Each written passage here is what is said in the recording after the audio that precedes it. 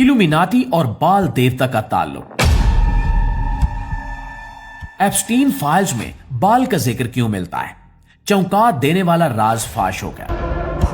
नाज़रीन, दुनिया की तारीख पर नजर डालें तो हमें बार बार एक ऐसी डार्क साइड दिखाई देती है जहां ताकत, दौलत और इख्तियार के पीछे इंसान अपनी अखलाकी हदें पार करता नजर आता है।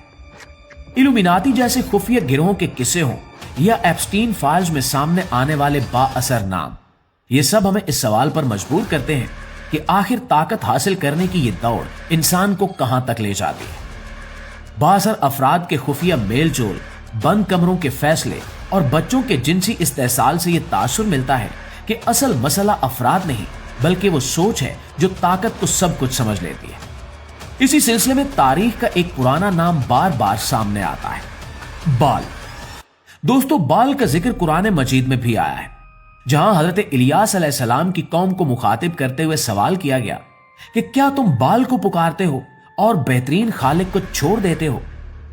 दोस्तों, उस दौर में बाल को बारिश, जरखेजी, खुशहाली और ताकत से जोड़ा जाता था। यानी बाल सिर्फ एक बुत नहीं था बल्कि एक सोच की अलामत था। ऐसी सोच जो ये मानती थी कि ताकत हासिल करने के लिए हर कुर्बानी जायज है, और यही बुनियादी अकायद इल्यूमिनाटी के अहम असूल समझे जाते हैं। इल्यूमिनाटी शैतानी देवताओं और बिलखसूस बाल की पूजा करती है और इसी शैतानी ताकत से मदद मांगती है।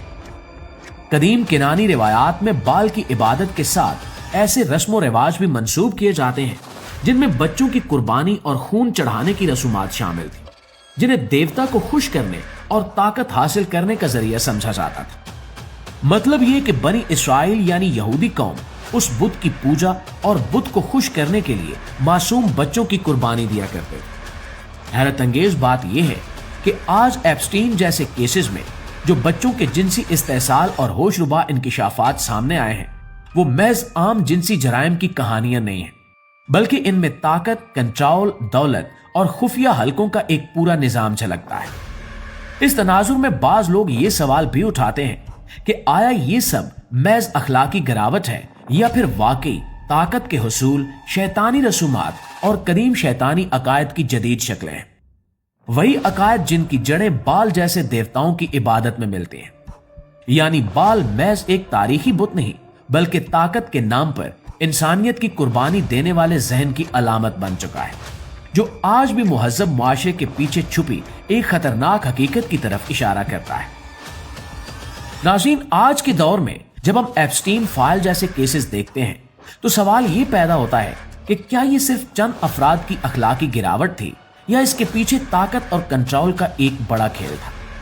इन मुकदमात में सामने आने वाली तफसीलात हमें यह सोचने पर मजबूर करती हैं कि बाअसर तबका किस तरह कानून, पैसे और ताल्लुकात का इस्तेमाल करके खुद को महफूज समझता है, जबकि कमजोर लोग पिस जाते हैं। यहां बात किसी मजहब या कौम की नहीं बल्कि उस निजाम की है जो ताकतवर को जवाबदेही से बचा लेता है। बाज लोग इन वाकयात को कदीम खुफिया अकायद और रस्मों से जोड़ते हैं, जबकि कुछ इसे जदीद दौर की अखलाकी तबाही करार देते हैं।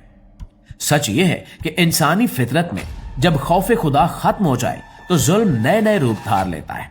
एक ऐसे ही जुल्म की मिसाल एप्स्टीन फाइल्स है, जिन्होंने मगरिब का पोल खोल कर रख दिया है। एक ऐसा मुआशरा जो पूरी दुनिया को अखलाकियात का दर्स देता आया है, आज वो खुद अखलाकी पस्ती की अलामत बन चुका है। सवाल यह है कि क्या यह सिलसिला एप्स्टीन जजीरे तक रुक जाएगा या फिर किसी और खुफिया मकाम पर ऐसे ही मकरूह खेल अभी भी जारी है? आपकी राय क्या कहती है, कमेंट में जरूर बताइएगा। वीडियो अच्छी लगी है, मालूमात में इजाफे का बायस बनी है, या आपने इस वीडियो में कुछ ऐसा जाना है जो आप पहले नहीं जानते थे, तो हमारी इस कोशिश को एक लाइक और एक शेयर जरूर दीजिएगा। इंशाल्लाह आपकी खिदमत में हाजिर होते हैं एक नई वीडियो के साथ। तब तक अपना ढेर सारा ख्याल रखिए। अल्लाह ने के बाद।